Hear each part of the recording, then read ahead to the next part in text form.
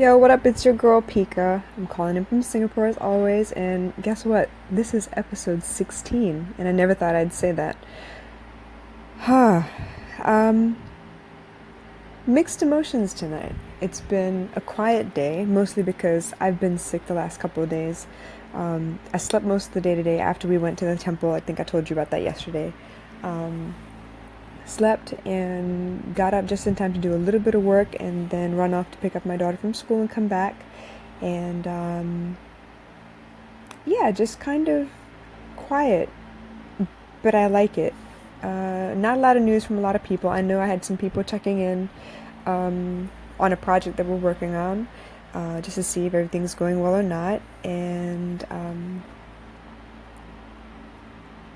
I think I realized a couple of things today. I got a chance to read for the first time in a long time today. I actually read E Squared. I don't know if you've heard that book before, but it was recommended to me by Wendy from Crown for Success, and it's a lot about manifesting with your thoughts. Basically, just paying attention to what you're thinking about and trying not to attract things you don't want. There's a lot about the law of attraction going on at the moment, mindset, motivation, a lot of things going on with meditation at the moment. I can feel like meditation is going to be big again soon, so it's kind of like the 60s all over again. People are rediscovering what it means to be spiritual, and I really I vibe with that. I was raised Hindu, but because of where we lived in the U.S., I lived in a place called Yogaville, and that will be forever be a big part of my heart.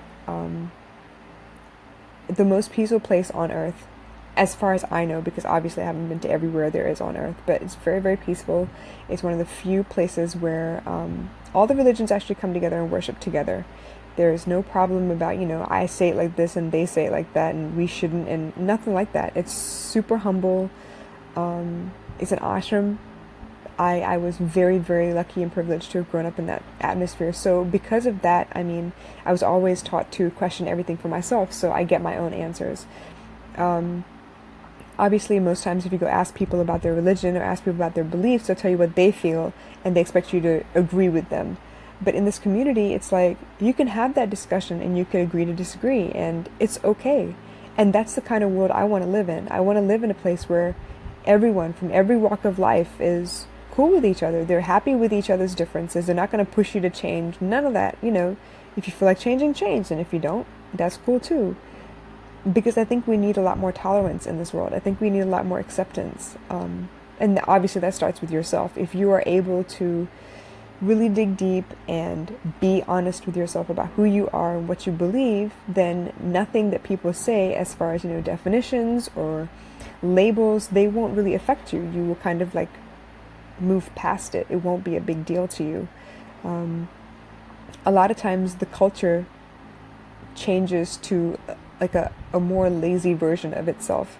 I was having a conversation today with a gentleman, and he was saying that, people these days, they don't do the things that they used to. They don't teach their kids about the culture they came from. They don't, push them to reach further than what they're being told. They don't teach their kids to ask or question any of those things.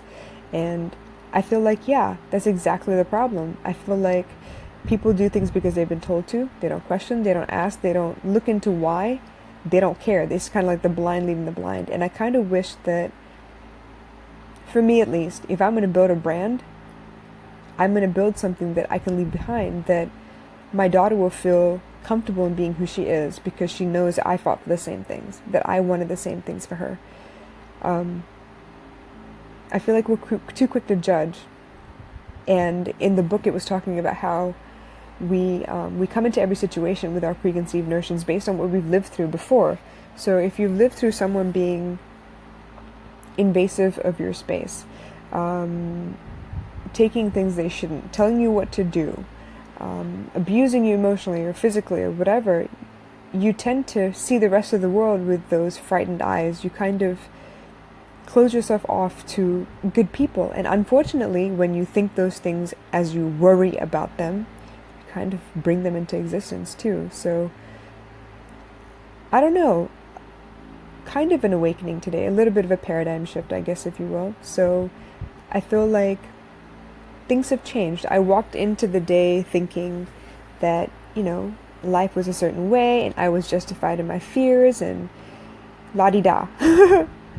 I talked to people, and I did exactly what I tell everybody not to. I called someone who I knew would actually help me justify what I was feeling.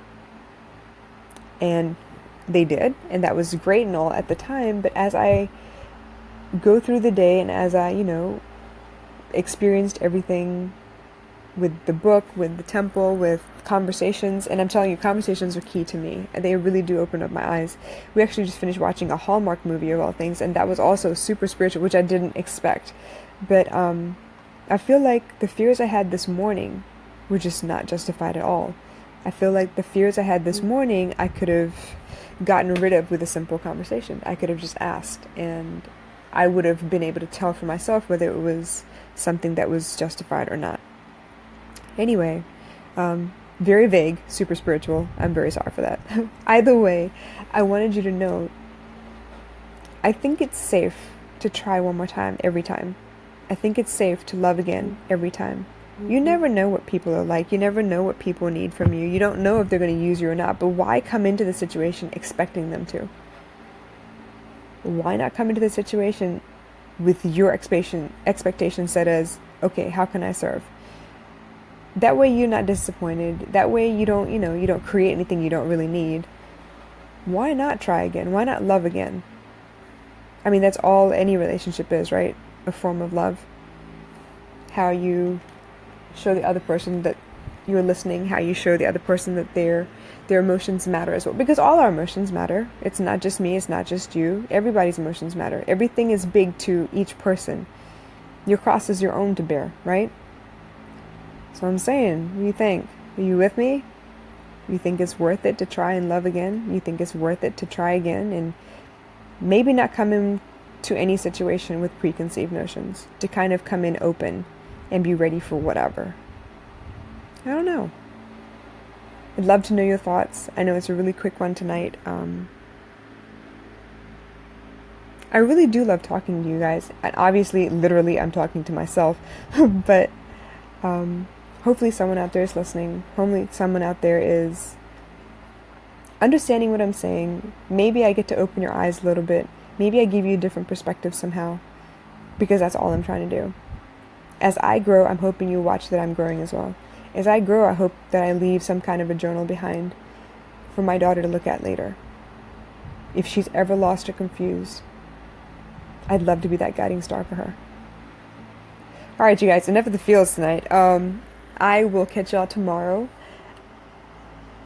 And I wish you a very, very lovely Tuesday morning.